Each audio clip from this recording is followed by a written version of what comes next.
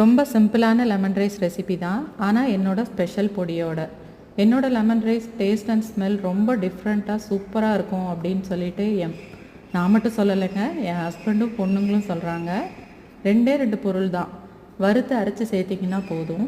நீங்கள் இது வரைக்கும் சாப்பிடாத ஒரு எக்ஸ்ட்ரானரி டேஸ்ட்டை நீங்கள் ஃபீல் பண்ணுவீங்க. எனக்கு எங்கள் அம்மா தான் இந்த சீக்ரெட்டை சொல்லி கொடுத்தாங்க. அது வேறு ஒன்றும் இல்லைங்க, நம்ம எல்லார் வீட்டு கிச்சன்லேயும் இருக்கிற 2 பொருட்கள் தான், சோம்பு அண்ட் வெந்தயம். சோம்பு 1 ஸ்பூன்னா 1/4 ஸ்பூன் வெந்தயம் எடுத்துக்கோங்க. 2ஐயும் வறுத்து பொடி பண்ணி வச்சுக்கணும். அப்புறம் பாத்திரத்தில் எண்ணெய் ஊற்றி கடுகு, உளுத்தம்பருப்பு, கருவேப்பிலை, வரமிளகாய், மஞ்சள் பொடி, பெருங்காயத்தூள் இதெல்லாம் போட்டு நல்லா வதக்கிட்டு ஸ்டவ்வை ஆஃப் பண்ணிடணும். அதுக்கப்புறம் லெமன் ஜூஸ், அப்புறம் ரைஸ் போட்டு மிக்ஸ் பண்ணிக்கணும். அதுக்கப்புறம் நம்ம இந்த வச்சுருக்கோம் இல்லைங்களா, அரைச்சி வச்சுருக்கோம் இல்லையா, அந்த பொடியை ஒரு 1/4 ஸ்பூன் போட்டு நல்லா இந்த ரைஸில் மிக்ஸ் பண்ணி வச்சுடுங்க. சூப்பரான லெமன் ரைஸ் ரெடி ஆகிடும். நான் இந்த லெமன் ரைஸ்க்கு இன்றைக்கி பேபி கார்ன் ஃப்ரை தான் பண்ணியிருந்தேன்.